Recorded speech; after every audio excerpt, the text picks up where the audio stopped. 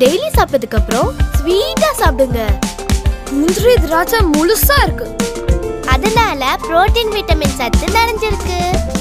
தினந்தோறும் பாயசம், நம்ம ஊரு பாயசம், ஆச்சி தரும் பாயசம். Aachisemiyapayasammix.